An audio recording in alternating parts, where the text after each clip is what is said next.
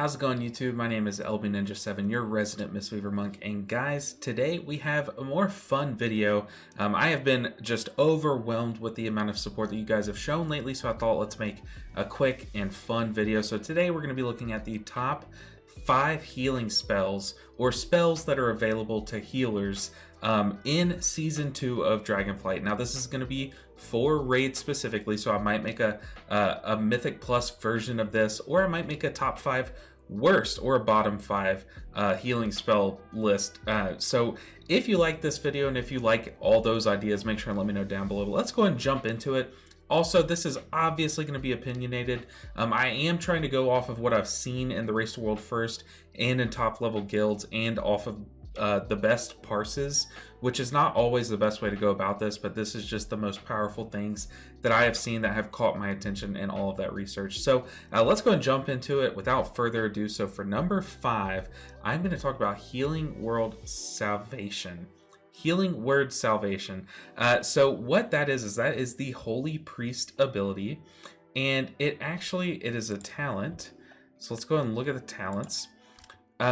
It says that it heals all allies for a small amount. It's honestly a small amount, but it applies Renew, which is a pretty good hot, and 2 stacks of Prayer of Mending to each of them. Now that's kind of what's nutty about this, is that it applies Prayer of Mending. Now what it also doesn't say is that it also applies their Mastery hot. So you're applying 2 hots and what can kind of be seen as a hot, but how Prayer of Mending works is it kind of puts a bubble on them. When you press Prayer of Mending on someone, it puts a bubble on them.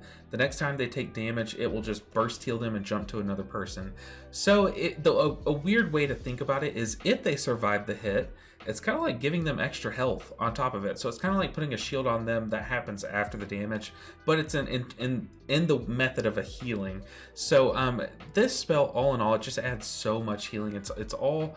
It just pumps healing, especially with their new tier set and all the talents that they're taking to facilitate that Prayer of Mending.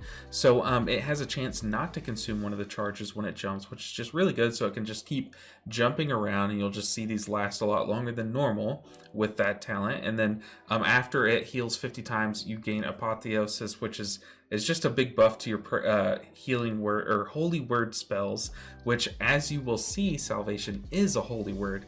So now you're taking this talent, Miracle Worker, that gives you 2 charges to your Serenity and Sanctify, which also reduce the cooldown of Salvation. So you might be able to get a second Salvation off in each fight, but for the most part, since it's a 12-minute cooldown, you're probably not going to be reducing that cooldown down enough. But if you're really skilled and if you really have a longer fight, then you might be able to get 2 in. But this tier, there aren't too many long fights, but all in all, it's just super strong. It's felt really good. I've been playing around with it, and apparently it gets even better when you get the tier set, but I've read the tier set and I don't see how it could get better. I know it works off of these Prayer of Mendings, but maybe you guys can let me know. But I just see that this spell is just so powerful, and yeah, even if you do just get 1 in a fight, it's just so impactful when you press it. So all in all, that spell is very good.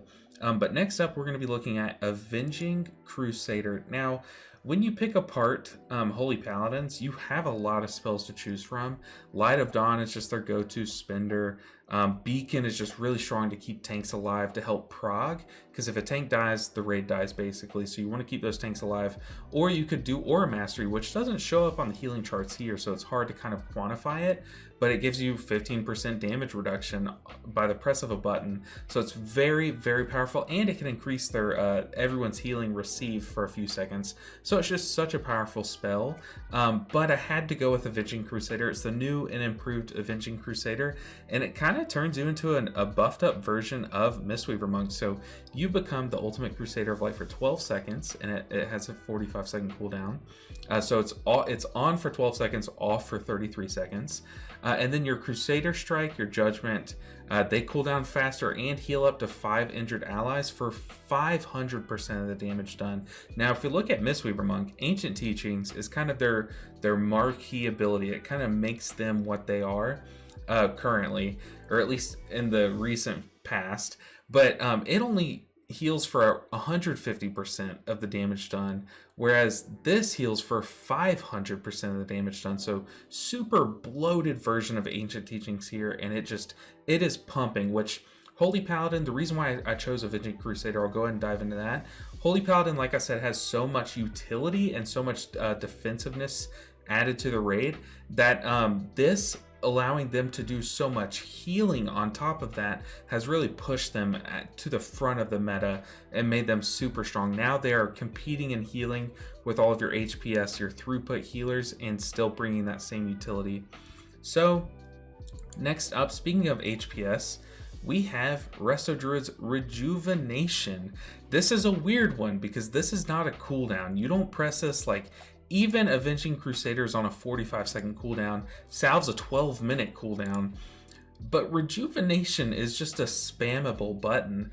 And it's always been here. It's just like, it is the easiest go-to button that Resto Druids have always had. But right now it is so powerful.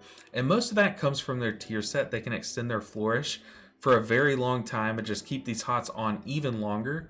But if we take a look at, first off, check out how much healing this is doing. Almost half of their healing is coming from one button. They cast it 123 times. Now, this is just a single person's parse, but they all look like this. It's all 100 plus if you get to the higher parses. But they're spamming this ability. And if we look at their talents, click the wrong thing. If we look at their talents, we'll see just why it's so strong. So first off, you're going to see a lot of wild growth talents because that's their AoE ability, yet Rejuve still out heals it. So Flourish, like I said, this is going to extend those hots, but we have Nurturing Dormancy, which when it heals a full health target, it's going to extend those Rejuve, so you're getting more extensions on top of these flourishes. You have Germination, which since you already can blanket so easily, since you're extending them so much, you can blanket and then re-blanket, so you can apply a second Rejuve to each target. So that's super powerful. You have Convoke that can cast a Flourish. Like, you can get really lucky and get another Flourish off of your Convoke.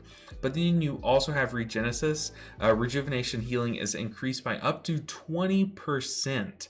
So now, like, coming from Shadowlands even into Dragonflight, we have Regenesis, and now it just adds more healing to our already super powerful Rejuvenation. And then, not to mention, they are stacking Haste, so they can cast it even more often, get as many out as possible, and then it'll get just so many ticks because your haste is so high. So Rejuvenation is just healing so much more than it probably should. I mean, this should probably be adjusted, probably be brought down to like 15%. They recently reduced the mana cost of Rejuvenation, which is kind of a big turnoff. It kind of is the downside of spamming Rejuvenation as flippantly as they are currently. So and then this is kind of like the Vision of Unending Growth legendary from Shadowlands, where every time you press Rejuvenation, it has a chance to split off into another one. This is just that, but smaller. So it's just, there's so much going for Rejuvenation right now that why wouldn't you just spam it and cast it 125 times in a fight? So Rejuvenation is coming up on number 3. Now number 2, this might shock you, but if you're a fellow Mistweaver like myself, you'll know exactly why. We're going to say Ulon. Now, if you look on the meters, you see Vivify up top, which Ulon, it really buffs your enveloping mists, so it doesn't really buff Vivify. But if we look at the talents, you'll see kind of why. Oh, I clicked the wrong thing again. Oh, show more. Okay, so right here, Invigorating Mists, our Vivifies are going to cleave off of everyone with Renewing Mists. Like I said, Ulon buffs your Enveloping Mist. So why are we mentioning this? Well, it all comes from this. So Rapid Diffusion. Every time that we cast Enveloping Mist, we're going to apply a Renewing Mist for 6 seconds. So we're going to cast Ulon. Where is she? We're going to cast Ulon. We'll summon her, and then we'll just spam some Enveloping Mists, which will also apply some Renewing Mist to the raid. And then all the while, she's buffing our healing to everyone that she's breathing on. So if we cast 5 Enveloping Mists, we're going to breathe all over the raid. Everyone's going to have increased healing. They're going to have, some of them are going to have some Renewing Mists, some of them are going to have some Enveloping Mists.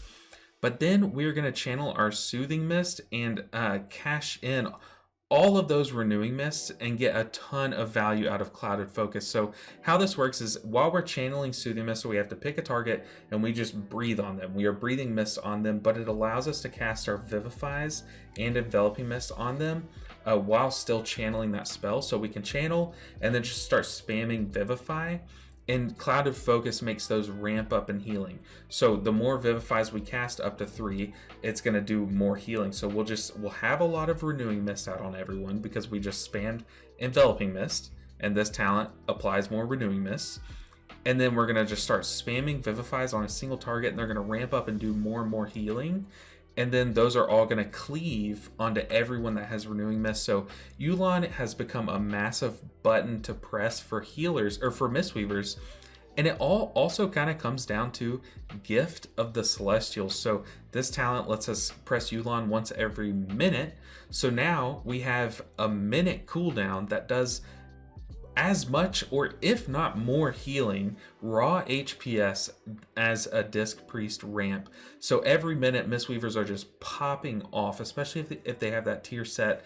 The tier set is going to be adding a lot more healing to their Renewing Mist and Vivifies, but it enables Vivify to do so much healing. So you'll see here Vivify is way at the top of the charts, but it's because of what Ulon is doing. So you see Ulon here cast 5 times per fight. You can just see how much it allows you to spam those Vivifies and get those Vivify cleaves off. So that's Ulon. That's our number 2. It has really pushed Mistweaver up way higher than they used to be in terms of HPS. And now let's get to the final healing cooldown. What has looked the best? What has impressed me and other raiders and the Race to World First raiders? If you've watched my last video, I talked about it a lot. I went into a lot of detail about the Race to World First healer choices, and one thing was very apparent to me, and that was the presence of Holy Priests. And our final choice for the strongest ability or healing spell allowed to healers is gonna be none other than Symbol of Hope. So bolster the morale of your raid members with 40 arts. I love that flavor text. So we're bolstering the morale of them. All this spell does is we're going to channel it, and while we channel it, we're going to recover up to 60 seconds of cooldowns off of their major defensives. So for us Mistweaver monks, that's going to be like Fortifying Brew. But then we're also adding 15% mana back to the healers. Now that 15% mana only affects us healers, like 4 people in the whole 20-person raid, but it's very important. If you're a healer, you know how important that 15% mana becomes in a fight. That could give you the last 15% of a boss's health worth of mana, so you can survive longer in a fight. You can keep your raid up longer. But where this really gets its value is that it gets a defensive off cooldown, which is really strong. And if you look at some of the defensives, they're powerful. I mean, defensives can do like up to 25% more or damage reduction.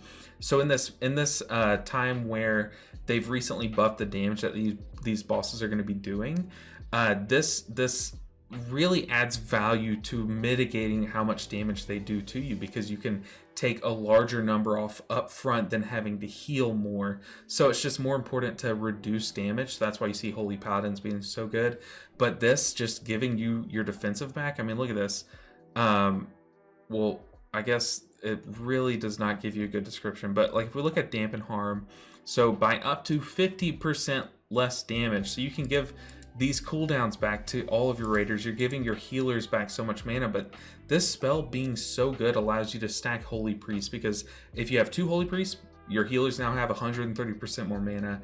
Your tanks now have 1 more defensive in their defensive rotation. Every DPS has 1 more defensive. So this has just really pushed the meta and kind of allowed us to keep up with what the developers were kind of trying to throw at us in terms of these fights being more damage more often.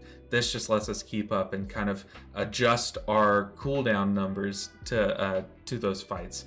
So that's my list. This is just my opinion of the top 5 best healing spells for raiding in Season 2 of Dragonflight. I am very excited to hear what you guys have to say. I don't know if I should be. I feel like I'm going to get roasted because I just forgot one that's really important. Like maybe I'm just missing like Chain Heal and you guys are thinking that that's the best. But let me know all that down below. Let me know if I just got one of these way wrong or how you would order these 5 if you agree with me on these 5. Now, obviously, with like Ulon, you could go Vivify. With Rejuve, you can go Flourish. But I just thought this is just the most obvious list. These are the things that stood out to me. So let me know what you guys think. Thank you guys so much for the support lately. I've been grinding so hard, trying to make some good videos for you guys because I really do want to become a full-time YouTuber, and I do see that happening in the future. Maybe not the near future, but maybe we can work together and make that happen. But guys, I really appreciate you guys for watching this far into the video. It's to the end. We're almost done. I just got to finish this. But if you like this video, hit like. Comment, obviously I've already said that, but make sure you guys hit subscribe because that is a free way to help me out. And also check out all the links in the description. But guys, that's going to do it for this video. I'll see you guys in the next one. Take care.